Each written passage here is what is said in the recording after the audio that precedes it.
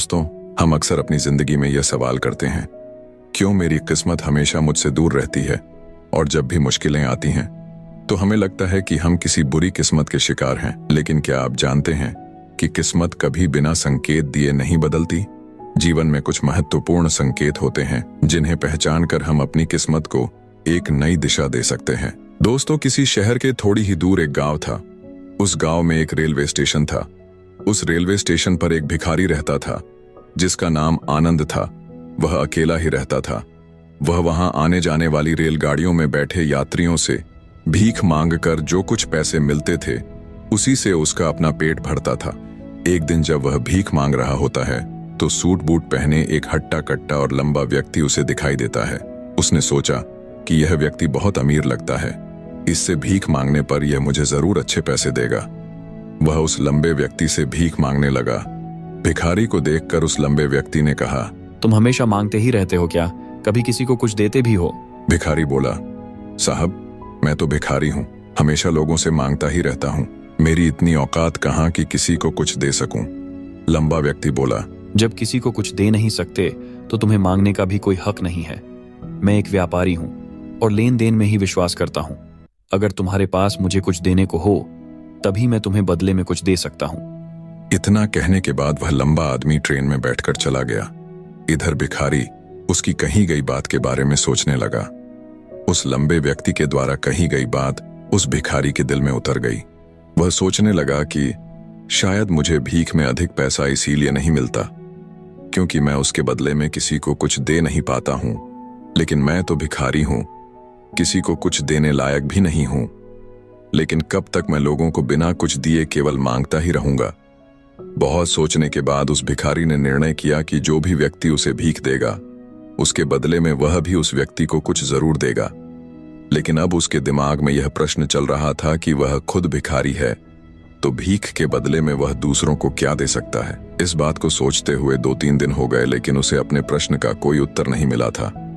एक दिन जब वह स्टेशन के पास बैठा हुआ था तभी उसकी नजर कुछ फूलों पर पड़ी जो स्टेशन के आसपास के पौधों पर खिल रहे थे।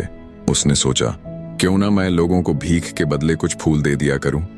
उसको अपना यह विचार अच्छा लगा और उसने वहां से कुछ फूल तोड़ लिए। अब वह ट्रेन में भीख मांगने पहुंचा। अब जब भी कोई उसे भीख देता तो उसके बदले में वह भीख देने वाले को कुछ फूल दे देता। उन फूलों को लोग खुश होकर अपने पास रख लेते थे। अब भिखारी रोज फूल तोड़ता और जो कुछ लोग उसे भीख देते उसके बदले में उन फूलों को लोगों में बांट देता था। कुछ ही दिनों में उसने महसूस किया कि अब उसे बहुत अधिक लोग भीख देने लगे हैं। वह स्टेशन के पास के सभी फूलों को तोड़ लाता था। जब तक उसके पास फूल रहते थे तब तक उसे बहुत से लोग भीख देते थे। लेकिन जब फूल बांटते बांटते खत्म हो जाते तो उसे भीख भी नहीं मिलती थी। अब रोज ऐसा ही चलता रहा। एक दिन जब वह भीख मांग रहा था तो उसने देखा कि वही लंबा व्यक्ति ट्रेन में बैठा है जिसकी वजह से उसे भीख के बदले फूल देने की प्रेरणा मिली थी। वह तुरंत उस व्यक्ति के पास पहुंच गया और भीख मांगते हुए बोला, आज मेरे पास आपको देने के लिए कुछ फूल है, आप मुझे भीख दीजिए तो बदले में मैं आपको कुछ फूल दूंगा। उस लंबे व्यक्ति ने उसे भीख के रूप में 20 रुपये दे दिए और भिखारी ने कुछ फूल उसे दे दिए। उस लंबे व्यक्ति को बात बहुत पसंद आई। वह बोला, वाह क्या बात है, आज तुम भी मेरी तरह एक व्यापारी बन गए हो। इतना कहकर फूल लेकर वह लंबा व्यक्ति अपने स्टेशन पर उतर गया। लेकिन उस लंबे व्यक्ति द्वारा कही गई बात एक बार फिर से उस भिखारी के दिल में उतर गई।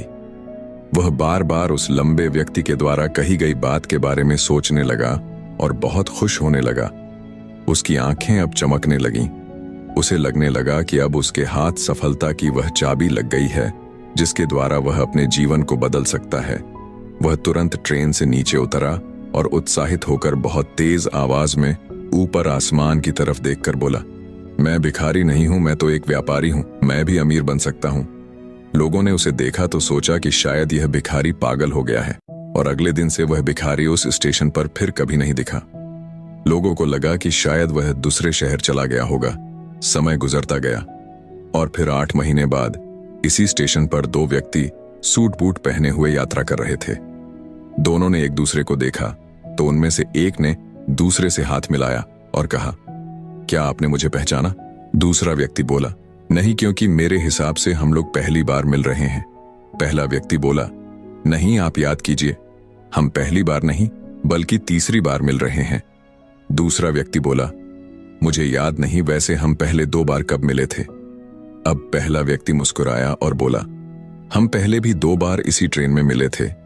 मैं वही भिखारी हूं जिसको आपने पहली मुलाकात में बताया कि मुझे जीवन में क्या करना चाहिए, और दूसरी मुलाकात में बताया कि मैं वास्तव में कौन हूं।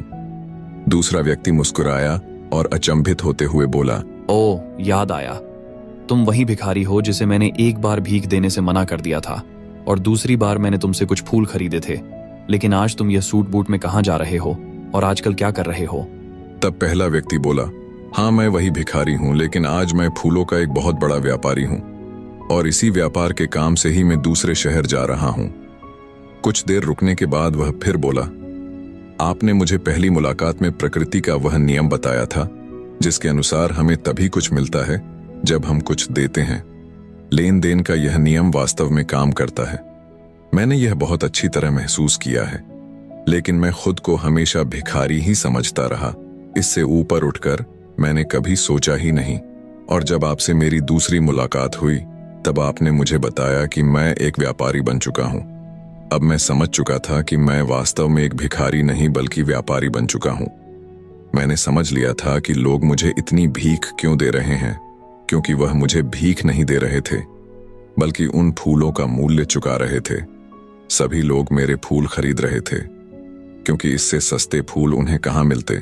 मैं लोगों की नजरों में एक छोटा व्यापारी था, लेकिन मैं अपनी नजरों में एक भिखारी ही था। आपके बताने पर मुझे समझ आ गया कि मैं एक छोटा व्यापारी हूं। मैंने ट्रेन में फूल बांटने से जो पैसे इकट्ठे किए थे उनसे बहुत से फूल खरीदे और फूलों का व्यापारी बन गया। यहाँ के लोगों को फूल बहुत पसंद है और उनकी इसी पसंद ने मुझे आज फूलों का बहुत बड़ा व्यापारी बना दिया। दोनों व्यापारी अब खुश थे और स्टेशन आने पर साथ उतरे और अपने अपने व्यापार की बात करते हुए आगे बढ़ गए। दोस्तों, यह कहानी हमें जीवन की एक बड़ी महत्वपूर्ण शिक्षा देती है। कहानी में लंबा व्यापारी गिव एंड टेक के नियम को बहुत अच्छी तरह जानता था। दुनिया के सभी बड़े व्यापारी इसी जीवन के नियम का उपयोग करके सफल हुए हैं। इस फार्मूले को उसने भिखारी को भी बताया। भिखारी ने इस प्राकृत नियम को अपना लिया और इसका असर उसके जीवन में साफ दिखाई देने लगा। उसने अपनी सोच बदली और उसकी जिंदगी बदल गई। यह कहानी हमें बताती है कि हम यदि अपनी सोच बदल लें तो कुछ भी हासिल किया जा सकता है। यदि हम खुद को छोटा समझते रहेंगे तो हम हमेशा छोटे ही बने रहेंगे। बड़ा बनने के लिए हमें अपनी सोच को बदलना होगा और खुद के बारे में बड़ा सोचना होगा। कहानी का सार यह है कि सफलता आपकी सोच में छुपी होती है। खुद का आत्मसम्मान जगाए, अपनी सोच को बड़ा बनाइए और देखिए कैसे आप सफलता के शिखर पर पहुंच जाते हैं। दोस्तों, जीवन में सुख दुख सिक्के के 2 पहलू जैसे आते जाते रहते हैं। जब हमारे जीवन में सब अच्छा हो रहा होता है तो खुश होना लाजमी है, लेकिन जब हमारे जीवन में कुछ गलत होता है और चीजें हमारे अनुसार नहीं चल रही होती तो सबसे पहले हम अपना धैर्य खोते हैं और भगवान और अपनी किस्मत को कोसना शुरू कर देते हैं। यानी उस समय हमें सिर्फ और सिर्फ अपना दुख नजर आता है और उस दुख के अंदर जो थोड़ा बहुत हमारे पास है हम उसे भी खो देते हैं। यानी दोस्तों, इस समय अंतर आता है सोच का, यानी सकारात्मक सोच और नकारात्मक सोच। यदि हम यहाँ नकारात्मक दृष्टिकोण से सोचे तो हम बड़ी आसानी से नकारात्मकता का शिकार हो जाते हैं और चीजें खुद ब खुद खराब होने लगती हैं। और यही नकारात्मक सोच हमारे दुख का असली कारण बनती है और हमारी सफलता का सफर यहीं रुक जाता है। इसलिए दोस्तों, यहाँ पर सबसे जरूरी बात यह है कि अगर आप किसी परेशानी या दुख की वजह से दुखी हो तो सबसे पहले अपनी सोच को सकारात्मक रखो। और अगर आप सच्चे और परिश्रमी व्यक्ति हो और अपने लक्ष्य के लिए मेहनत करना जानते हो तो इन असफलताओं के सकारात्मक पक्ष को देखने की कोशिश करो। बस धैर्य रखो और मेहनत करते रहो। ठीक जैसे ऊपर कहानी में वह व्यक्ति गरीब जरूर था, लेकिन वह बड़ा मेहनती भी था। बस धैर्य रखो और मेहनत करते रहो। ठीक जैसे ऊपर कहानी में वह व्यक्ति गरीब जरूर था, लेकिन वह बड़ा मेहनती भी था। दोस्तों, हमेशा सकारात्मक रहो। सुखी होने पर घमंड ना करो और दुखी होने पर यह याद रखो कि जैसे सुख हमेशा टिका नहीं रहता, ठीक वैसे ही यह दुख भी नहीं रहेगा। न सुख हमारे हाथ में है और न दुख। और जो हमारे हाथ में है ही नहीं उस पर ध्यान क्यों देना। अगर कुछ आपके हाथ में है तो वह है मेहनत। इसीलिए बस आप अपनी मेहनत पर ध्यान दो। और वैसे भी जिस व्यक्ति का पूरा ध्यान अपनी मेहनत के ऊपर होता है उसका ध्यान कभी अपने दुख या नकारात्मक चीजों की तरफ जा ही नहीं सकता। और इसलिए ऐसा व्यक्ति हमेशा सकारात्मक ही रहता है। और यही सकारात्मक सोच एक दिन हमारे सब दुखों को खत्म कर देती है। तो दोस्तों, आशा करता हूं कि इस कहानी से आपको बहुत कुछ सीखने को मिला होगा। अगर वीडियो आपको अच्छी लगी हो तो वीडियो को लाइक और इस वीडियो को अपने दोस्तों के साथ शेयर जरूर करें और हमारे इस चैनल को सब्सक्राइब करना ना भूलें। आपका एक लाइक और सब्सक्राइब हमें आगे बढ़ने के लिए मोटिवेट करेगा। अगर आपके अपने कुछ विचार हो तो हमें कमेंट बॉक्स में कमेंट करके जरूर बताएं। तो मिलते हैं अगली कहानी में। मस्त रहे और स्वस्थ रहे और देखते रहे बोधी थिंक्स बाय की स्टोरी की नई नई वीडियोस। धन्यवाद।